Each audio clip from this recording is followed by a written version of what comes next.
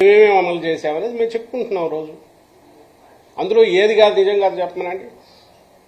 మద్య నిషేధంకు సంబంధించి కూడా దశల వారీ అన్నాం. అది కూడా ఆ లక్ష్యం ఏదైతే ఒక డ్రీమ్ లాంటిది, అది ప్రాక్టికల్ ఇబ్బందులు ఉన్నందువల్ల వాల్యూమ్స్ తగ్గాయి, రెవెన్యూ తగ్గకుండా చూసుకున్నాం. ఎందుకంటే వెల్ఫేర్ వాటికి అన్నిటికి కావాలి కాబట్టి. ఇంతకుముందు ఉన్న బెల్ట్ షాపులు అసలు మొత్తానికే వెళ్ళిపోయాయి. ఉన్న దుకాణాలు షాపులు కూడా సగానికి సగం తగ్గిపోయాయి. ప్రభుత్వమే తీసుకోవడం ద్వారా రెవెన్యూకి ఎక్కడా గండి పడకుండా ఈరోజు ఒకప్పుడు 16,000 కోట్లు ఉండేది, ఈరోజు 25,000 కోట్లు పెరిగిందంటే ఇంకో పక్క వాల్యూమ్స్ తగ్గి అంటే కన్జంప్షన్ తగ్గి అది ఎట్లా సాధ్యమైందంటే వాటెవర్ రావాల్సింది గవర్నమెంట్కి వస్తుంది.